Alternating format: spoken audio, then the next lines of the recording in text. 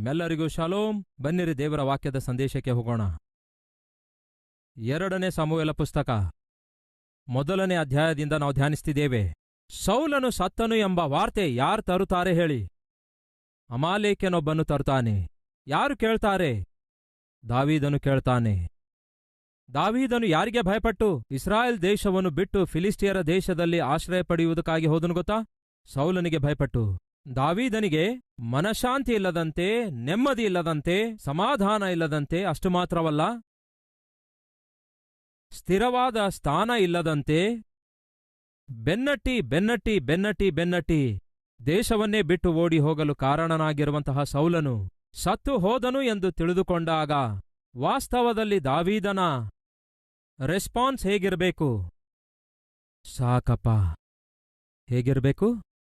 ಒಳ್ಳೇದಾಯ್ತು, ಪೀಡಾ ಹೊರಟೋಯ್ತು, ಯಾವಾಗ ಸಾಯ್ತಾನೆ ಎಂದು ಬಹಳ ಆತುರದಿಂದ ಕಾದುಕೊಂಡಿದ್ದೆ. ಎಷ್ಟೋ ಎದುರು ನೋಡಿದೆ. ಯಾವಾಗ ಇಂತಹ ಒಳ್ಳೆ ವಾರ್ತೆ ಕೇಳ್ತೇನೆ ಎಂಬುದಾಗಿ ಕಾದು ಎದುರು ನೋಡ್ತಿದ್ದೆ. ದೇವ್ರೇ, ನೀನು ನಿಜವಾಗ್ಲೂ ಇದ್ದಿ. ನನಗೆ ಶತ್ರು ಶೇಷವೇ ಇಲ್ಲದಂತೆ ಮಾಡಿದ್ದೀರಿ ದೇವ್ರೆ. ಇನ್ನು ನನಗೆ ಎದುರಾಳಿ ಯಾರೂ ಇಲ್ಲ, ನಾನು ಹೋಗಿ ದೇಶವನ್ನು ಪರಿಪಾಲಿಸುತ್ತೇನೆ ಎಂದು ಹೇಳಿದನು ಅಂದುಕೊಳ್ತೀರೋ? ಹಾಗೆ ಭಾವಿಸಿದನು. ನಮಗೆ ಬಹಳವಾಗಿ ಹರಾಸ್ಮೆಂಟ್ ಮಾಡಿದ ಬಾಸ್ ಇದ್ದಾನೆ ಅಂದುಕೊಳ್ಳಿ. ಬೆಳಗ್ಗೆಯಿಂದ ಸಾಯಂಕಾಲದವರೆಗೂ ನಿಮಗೆ ಹರಾಸ್ಮೆಂಟ್ ಮಾಡುತ್ತಲೇ ಇರ್ತಾನೆ, ನಿಮಗೆ ಬೈಯುತ್ತಲೇ ಇರ್ತಾನೆ, ನಿಮ್ಮ ಮೇಲೆ ಸಿಟ್ಟಾಗುತ್ತಲೇ ಇರ್ತಾನೆ, ನರಕಯಾತನೆ ತೋರಿಸುತ್ತಾನೆ. ಅವನಿಗೆ ಟ್ರಾನ್ಸ್ಫರ್ ಆಯ್ತು ಎಂದು ಕೇಳಿದ ಕೂಡಲೇ ನೀವೇನ್ ಮಾಡ್ತೀರಿ ಹೇಳಿ? ಏನ್ ಮಾಡ್ತೀರಿ ಗೊತ್ತಾ?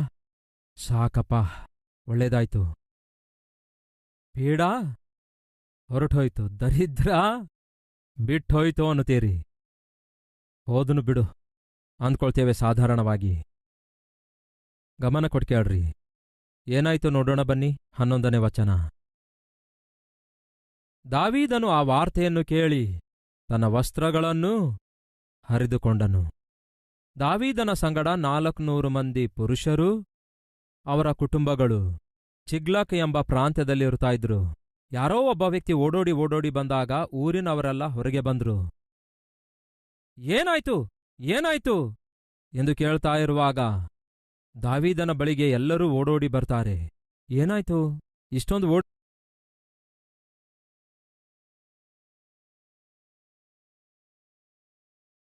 ಬಂದಿದ್ದಾನೆ ಇವನು, ಏನಾಯ್ತು?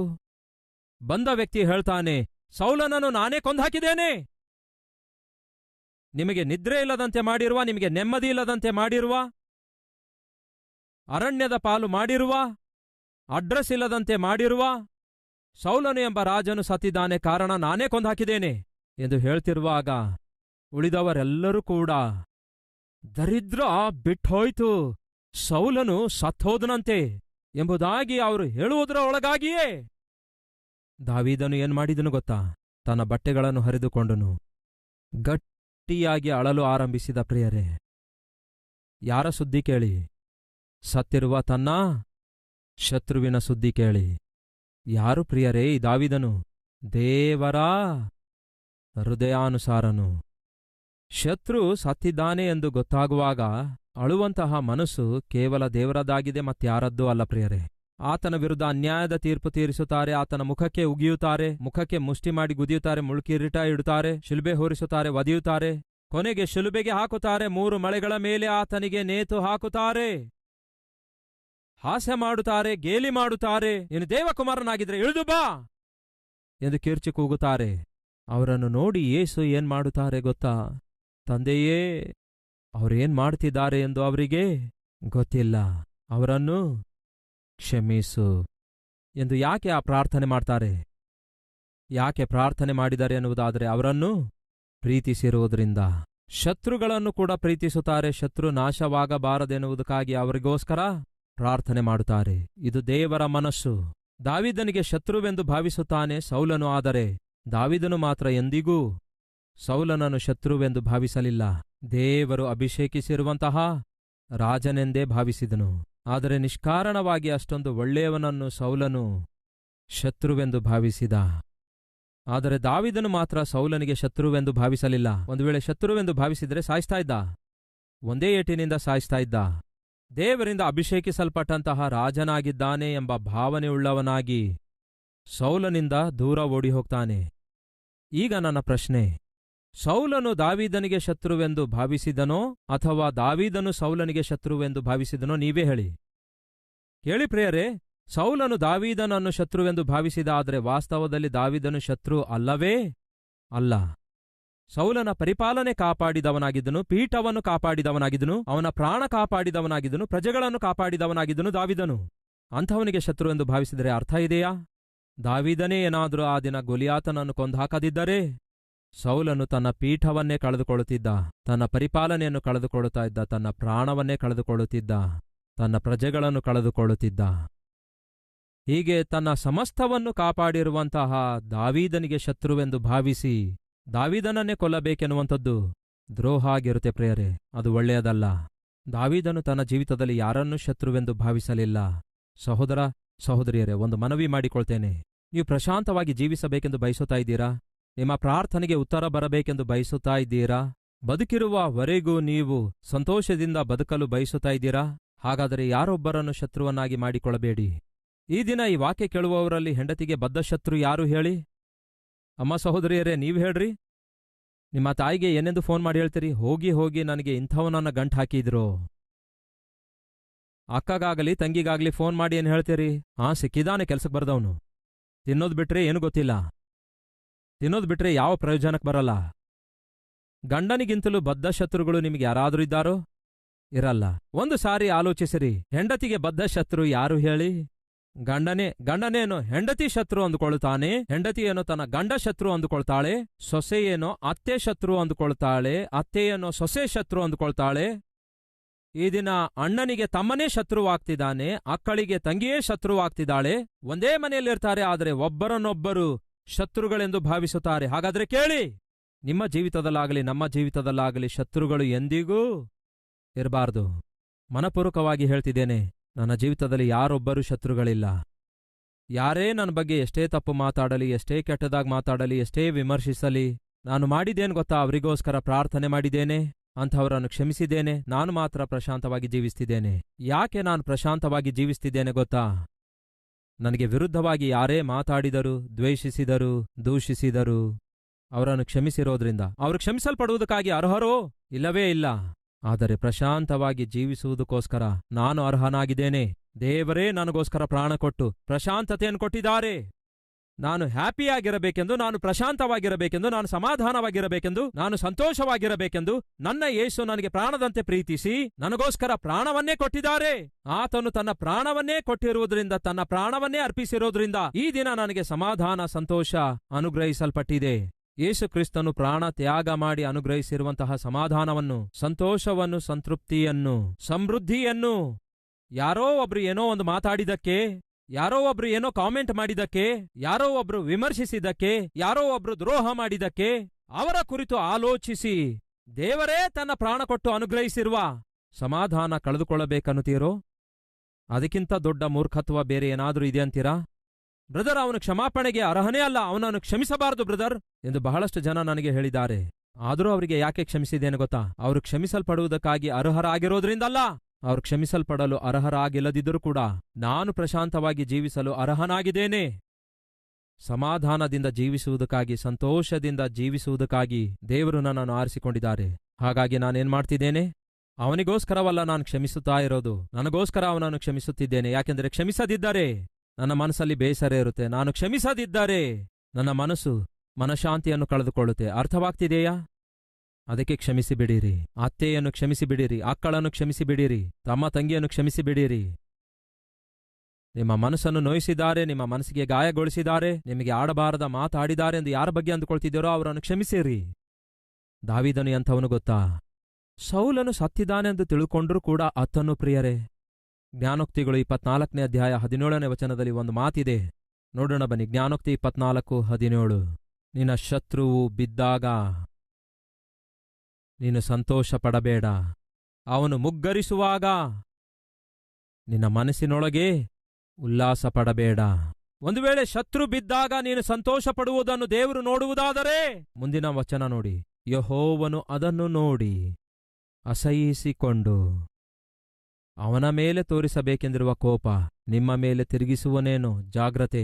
ಶತ್ರು ಬಿದ್ದೋಗುವುದನ್ನು ನೋಡಿ ನಿಮ್ಮ ಶತ್ರುವಿಗೆ ಆಕ್ಸಿಡೆಂಟ್ ಆಗುವುದನ್ನು ನೋಡಿ, ನಿಮ್ಮ ಶತ್ರುವಿಗೆ ಉದ್ಯೋಗ ಹೋಗುವುದನ್ನು ನೋಡಿ, ನಿಮ್ಮ ಶತ್ರುವಿನ ಕಾಲು ಮುರಿಯುವುದನ್ನು ನೋಡಿ, ನಿಮ್ಮ ಶತ್ರುವಿಗೆ ರೋಗ ಬರುವುದನ್ನು ನೋಡಿ, ಅವನ ಕುಟುಂಬ ಒಡೆದು ಹೋಗುವುದನ್ನು ನೋಡಿ ಮನಸ್ಸಿನಲ್ಲಿಯೂ ಕೂಡ ನೀವು ಆನಂದಿಸಬಾರದು, ಉಲ್ಲಾಸಿಸಬಾರದು. ಅದು ದೇವರ ಮನಸ್ಸು ಅಲ್ಲ. ದಾವೀದನು ಯಾರೆಂದರೆ ಯೆಹೋವನ ಹೃದಯಾನುಸಾರನು. ಅದಕ್ಕಾಗಿಯೇ ಪ್ರಿಯರೇ, ದಾವೀದನು ತನ್ನ ಹೃದಯದೊಳಗೆ ದೇವರ ಪ್ರೀತಿಯಿಂದ ತುಂಬಲ್ಪಟ್ಟಿರುವುದರಿಂದಲೇ ದಾವೀದನನ್ನು ಶತ್ರುವೆಂದು ಭಾವಿಸಿರುವಂತಹ ಆ ಸೌಲನು ಸತ್ತು ಹೋದಾಗ ದಾವೀದನು ಅಳುತ್ತಾನೆ ಪ್ರಿಯರೇ. ಬಟ್ಟೆಗಳನ್ನು ಹರಿದುಕೊಂಡು ಗಟ್ಟಿಗಟ್ಟಿಯಾಗಿ ಅಳುತ್ತಾ ಇರುವಾಗ ಸುತ್ತಲಿರುವ 400 ಮಂದಿ ಉಳಿದವರು ಕೂಡ ಅದನ್ನು ನೋಡಿ ಬಹಳವಾಗಿ ಅವರು ಕೂಡ ಅಳುವುದಕ್ಕೆ ಆರಂಭಿಸುತ್ತಾರೆ. ಇಲ್ಲಿ ಏನು ಅರ್ಥ ಆಗುತ್ತೆ ನಿಮಗೆ? ದಾವೀದನು ಇತರರಿಗೆ ಮಾದರಿಕರವಾಗಿದ್ದನು. ತನ್ನ ಸುತ್ತಲೂ ಇರುವವರನ್ನು ಉನ್ನತವಾದ ಮೌಲ್ಯಗಳಿಂದ ನಡೆಸುತ್ತಾ ಇದ್ದ. ಅದಕ್ಕಾಗಿಯೇ ತಾನೇ ಅವನು ಅಳುತ್ತಾ ಇರುವಾಗ ಅವನ ಸುತ್ತಲಿರುವವರು ಕೂಡ ದೇವರ ಹೃದಯವನ್ನು ತೋರ್ಪಡಿಸುತ್ತಾರೆ. ಅದು ಯಾವಾಗ ಸಾಧ್ಯ ಗೊತ್ತಾ? ನಿಮ್ಮೊಳಗೆ ಪ್ರೀತಿ ಇರುವಾಗ ಸಾಧ್ಯ. ದೇವರ ಪ್ರೀತಿ ಇರುವಾಗಲೇ ಸಾಧ್ಯ. ಒಮ್ಮೆ ಒಬ್ಬ ಸ್ತ್ರೀ ಬಟ್ಟೆ ವಾಶ್ ಮಾಡಿದ ನಂತರ ಬಟ್ಟೆಗಳನ್ನು ಒಣಗಾಕುತ್ತಿರುವಾಗ ಎದುರುಗಡೆ ಇರುವ ಬೀದಿಯ ಆಚೆ ಕಡೆ ಒಂದು ಬೆಂಚ್ ಇತ್ತು. ಆ ಬೆಂಚ್ ಮೇಲೆ 3 ಜನ ಕೂತಿದ್ರು. ಹಾಗೆ ಬಹಳ ಹೊತ್ತು ಕೂತ್ಕೊಂಡೇ ಇದ್ರು. ಅವರನ್ನು ನೋಡ್ತಾ ಒಳಗಡೆ ಹೋಗ್ತಾಳೆ, ತನ್ನ ಕೆಲಸ ತಾನು ಮಾಡ್ಕೊಳ್ತಾಳೆ. ಸಾಯಂಕಾಲ ಗಂಡ ಮನೆಗೆ ಬಂದ. ಕಿಟಕಿಯಿಂದ ಹೊರಗಡೆ ನೋಡಿದ್ರೆ ಆ 3 ಆ ಬೆಂಚ್ ಮೇಲೆ ಕೂತಿದ್ರು. ಅದನ್ನು ನೋಡಿದ ಹೆಂಡತಿ ತನ್ನ ಗಂಡನಿಗೆ ಹೇಳ್ತಾಳೆ, ಅದೇನೋರಿ, ಆ ವಯಸ್ಸಾದಂತಹ 3 ಜನ ಮುದುಕರು ಹೊರಗಡೆ ಆ ಬೆಂಚ್ ಮೇಲೆಯೇ ಕೂತಿದ್ದಾರೆ. ಬಹುಶಃ ಅವರು ಬೇರೆ ಊರಿಗೆ ಹೋಗುವುದಕ್ಕಾಗಿ ಹೋಗ್ತಾ ಹೋಗ್ತಾ ಇಲ್ಲಿ ನಿಂತ್ಕೊಂಡು ರೆಸ್ಟ್ ತೆಗೆದುಕೊಳ್ತಿದ್ದಾರೆ ಅನ್ನೋ ಗೊತ್ತಿಲ್ಲ. ಯಾರೆಂದು ಗೊತ್ತಿಲ್ಲ. ಪಾಪ ಬಹಳ ಹೊತ್ತಿನಿಂದ ಕೂತಿದ್ದಾರೆ. ಊಟಕ್ಕೇನಾದ್ರೂ ಅವರಿಗೆ ಕರೆಯೋಣವೋ ಎಂದು ಕೇಳಿದಾಗ ಅದರಲ್ಲೇನಿದೆ, ಕರೆಯೋಣ ಬಾ ಅಂತ ಹೇಳಿ ಗಂಡ ಹೆಂಡತಿ ಇಬ್ಬರು ಸೇರಿ ಆ 3 ಜನ ಅಲ್ಲಿ ಕೂತಿದ್ರಲ್ಲವೇ ಅವರಿಗೆ ಕೇಳ್ತಾರೆ, ನೀವು ಯಾರು ಎಂಬುದಾಗಿ. ನೀವು ಯಾರು ಎಂದು ಕೇಳಿದಾಗ ಅವರಲ್ಲಿ ಒಬ್ಬನು ಹೇಳ್ತಾನೆ, ನಾನು ಪ್ರೀತಿ. ಎರಡನೇ ಅವನು ಹೇಳ್ತಾನೆ, ನಾನು ಐಶ್ವರ್ಯ. ಮೂರನೇ ಅವನು ಹೇಳ್ತಾನೆ, ನಾನು ಜಯ. ಇವರಿಗೇನೂ ಅರ್ಥ ಆಗ್ಲಿಲ್ಲ. ಅಯ್ಯೋ, ನಿಮ್ಮ ಹೆಸರು ವಿಚಿತ್ರವಾಗಿವೆ ಅಲ್ಲವೇ? ಹೌದು, ಅವು ವಿಚಿತ್ರವಾಗಿಯೇ ಇವೆ. ಪರವಾಗಿಲ್ಲ, ನಿಮ್ಮನ್ನು ನಾವು ನಮ್ಮ ಮನೆಗೆ ಊಟಕ್ಕೆ ಕರೀತಿದ್ದೇವೆ, ಬನ್ನಿ ಅಂದಾಗ ಆ 3ರಲ್ಲಿ ಒಬ್ಬನು ಹೇಳ್ತಾನೆ, ನಾವು ಎಂದಿಗೂ ಒಟ್ಟಿಗೆ ಇರಲು ಸಾಧ್ಯವಿಲ್ಲ, ಒಟ್ಟಿಗೆ ಬರಲು ಕೂಡ ಸಾಧ್ಯವಿಲ್ಲ. ನಮ್ಮಲ್ಲಿ ಯಾರಿಗಾದರೂ ಒಬ್ಬರಿಗೆ ಊಟಕ್ಕಾಗಿ ಕರೆಯಿರಿ ಎಂದು ಹೇಳಿದಾಗ ಗಂಡ ಹೆಂಡತಿಯರಿಬ್ಬರು ಗೊಂದಲಕ್ಕೊಳಗಾದರು. ಜಯವನ್ನು ಕರೆಯೋಣವೋ, ಐಶ್ವರ್ಯವನ್ನು ಕರೆಯೋಣವೋ, ಪ್ರೀತಿಯನ್ನು ಕರೆಯೋಣವೋ? ಗಂಡ ಹೇಳ್ತಾನೆ, ಈಗಾಗಲೇ ನಮಗೆ ಬಹಳಷ್ಟು ಸಾಲ ಇರುವುದರಿಂದ ಐಶ್ವರ್ಯವನ್ನು ನಮ್ಮ ಮನೆಯೊಳಗೆ ಕರೆಯುವುದಾದರೆ ಸಾಲವೆಲ್ಲ ತೀರಿ ಹೋಗ್ತದೆ. ಹಾಗಲ್ಲರಿ, ನಮಗೆ ಬೇಕಾದದ್ದು ಜಯ. ನಾವೇನ್ ಮಾಡಿದ್ರೂ ಸಹ ಅದರಲ್ಲಿ ಜಯ ಸಾಧಿಸುವುದಾದರೆ ಅದೇ ಆಟೋಮೆಟಿಕ್ ಆಗಿ ಐಶ್ವರ್ಯ ತಂದುಕೊಡುತ್ತೆ. ನಮಗೆ ಜಯ ಬೇಕ್ರಿ ಅಂದಾಗ ಇಬ್ರೂ ಆಲೋಚಿಸಿ, ಆದರೆ ವಿಜಯಕ್ಕಿಂತಲೂ ಐಶ್ವರ್ಯಕ್ಕಿಂತಲೂ ಪ್ರೀತಿಯೇ ದೊಡ್ಡದಲ್ಲವೋ? ನಮ್ಮ ದೇವರು ಪ್ರೀತಿ ಸ್ವರೂಪಿಯಲ್ಲವೋ?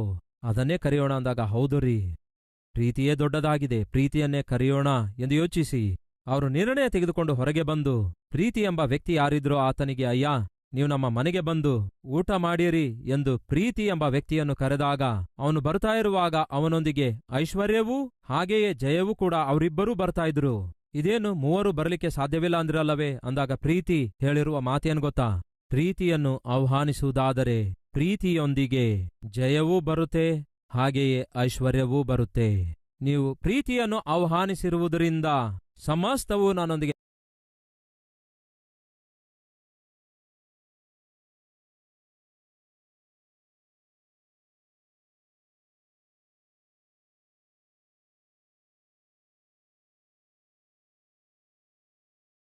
ಹೃದಯದೊಳಗೆ ನಿಮ್ಮ ಮನೆಯೊಳಗೆ ಏನಾದರೂ ಆಹ್ವಾನಿಸುವುದಾದರೆ ಆತನೊಂದಿಗೆ ನಿಮಗಿರುವಂತಹ ಪ್ರತಿ ಅವಶ್ಯಕತೆ ತೀರಿಸಬಲ್ಲಂತಹ ಐಶ್ವರ್ಯವೂ ಕೂಡ ಬರುತ್ತದೆ. ದಾವೀದನು ತನ್ನ ಜೀವಿತದಲ್ಲಿ ಇದನ್ನು ಅರ್ಥ ಮಾಡಿಕೊಂಡಿರುವುದರಿಂದಲೇ ದೇವರ ಪ್ರೀತಿಯನ್ನು ತನ್ನ ಹೃದಯದೊಳಗೆ ತುಂಬಿಸಿಕೊಂಡ ಕ್ರೈಸ್ತಿಯ ಸಮಾಜವೇ, ಈ ದಿನ ನಿಮಗೆ ಬೇಕಾದದ್ದೇನು ಗೊತ್ತಾ? ಐಶ್ವರ್ಯವಲ್ಲ, ಜಯವೂ ಅಲ್ಲ. ಐಶ್ವರ್ಯಕ್ಕೂ ಜಯಕ್ಕೂ ಸಕಲ ಆಶೀರ್ವಾದಕ್ಕೂ ಆಧಾರವಾಗಿರುವ ದೇವರು ನಿಮ್ಮೊಳಗಿರಬೇಕು. ಆ ದೇವರ ಪ್ರೀತಿ ನಿಮ್ಮೊಳಗಿರಬೇಕು. ಆ ದೇವರು ನಿಮ್ಮೊಳಗಿರದಿದ್ದರೆ ಸೌಲನಿಗೂ ನಿಮಗೂ ಏನು ಡಿಫರೆನ್ಸ್ ಇದೆ ಹೇಳಿ? ಸೌಲನಲ್ಲಿ ಪ್ರೀತಿ ಕಾಣಿಸುವುದಿಲ್ಲ. ಹೆಂಡತಿಗೆ ಬೈಯುತ್ತಾನೆ, ಮಗನಿಗೆ ಹೊಲಸೊಲಸಾಗಿ ಬೈತಾನೆ, ದಾವೀದನಿಗೆ ಇಷ್ಟ ಬಂದಂತೆ ಬೈಯುತ್ತಾನೆ, ಸುತ್ತಲಿರುವವರೊಂದಿಗೆ ಅಸಭ್ಯದಿಂದ ಪ್ರವರ್ತಿಸುತ್ತಾನೆ, ಕಿರ್ಚಿ ಕೂಗಾಡುತ್ತಾನೆ. ಆದರೆ ದಾವೀದನು ಅಂಥವನಲ್ಲ. ತನ್ನ ಸುತ್ತಲೂ ಇರುವವರನ್ನು ಪ್ರೀತಿಸ್ತಾನೆ, ಅವರ ಒಳ್ಳೆಯದನ್ನು ಕೆಟ್ಟದನ್ನು ನೋಡ್ತಾನೆ, ಅವರ ಕಷ್ಟದಲ್ಲಿ ಆಧಾರವಾಗಿರುತ್ತಾನೆ. ಮಾತ್ರವಲ್ಲ, ಶತ್ರುವು ಸತ್ತಾಗ ಮನಪೂರ್ವಕವಾಗಿ ಕಣ್ಣೀರು ಸುರಿಸಿ ಆ ಶತ್ರುಗಾಗಿ ಅಳುತ್ತಾನೆ. ಇದು ದಾವೀದನು ಹೊಂದಿಕೊಂಡಿರುವಂತಹ ದೇವರ ಮನಸ್ಸು. ಕ್ರೈಸ್ತಿಯ ಸಮಾಜವೇ ಕೇಳಿರಿ, ನಿಮ್ಮ ಜೀವಿತದಲ್ಲಿ ದೇವರಿಗೆ ಇಷ್ಟವಿಲ್ಲದವುಗಳನ್ನು ನೀವು ಬಿಟ್ಟು ಬಿಡುವುದಾದರೆ ನೀವು ಕೂಡ ಆಶೀರ್ವಾದವನ್ನು ನೋಡುತ್ತೀರಿ. ಹೇಗೆ ಎಂದರೆ, ಆ ಸಹೋದರನು ಕುಡಿದು ತಿರುಗಾಡುತ್ತಾ ಸಂಪಾದಿಸಿದೆಲ್ಲ ಹಾಳ್ಮಾಡಿ ಹೆಂಡತಿಗೂ ಕೂಡ ಪೋಷಿಸಲಾರದ ದೀನಸ್ಥಿತಿಯಲ್ಲಿದ್ದ. ಆದರೆ ಒಬ್ಬ ಸಹೋದರನು ಪ್ರೀತಿಯಿಂದ ಅವನಿಗೆ ಆಹ್ವಾನಿಸಿದಾಗ ಕಲೂರಿ ಟೆಂಪಲ್ಗೆ ಬರ್ತಾನೆ, ದೇವರ ಸನ್ನಿಧಿಗೆ ಬರ್ತಾನೆ. ಕೇಳ್ತಿದ್ದೇನೆ, ನೀವು ನಿಮ್ಮ ಸ್ನೇಹಿತನನ್ನಾಗಲಿ, ಹಾಳಾಗುತ್ತಿರುವ ಬಂಧುವನ್ನಾಗಲಿ, ಕುಟುಂಬ ಸದಸ್ಯರನ್ನಾಗಲಿ ದೇವರ ಆಲಯಕ್ಕೆ ಆಹ್ವಾನಿಸಿ ಎಷ್ಟು ಕಾಲವಾಯಿತು? ಕ್ರೈಸ್ತಿಯ ಸಮಾಜವೇ, ಒಂದು ವಿಷಯ ಕೇಳಿ, ನಿಮ್ಮಿಂದ ಆಹ್ವಾನಿಸಲ್ಪಟ್ಟು ಈ ರೀತಿ ರಕ್ಷಿಸಲ್ಪಡಬೇಕಾದವರು ಬಹಳಷ್ಟು ಜನ ಇದ್ದಾರೆ.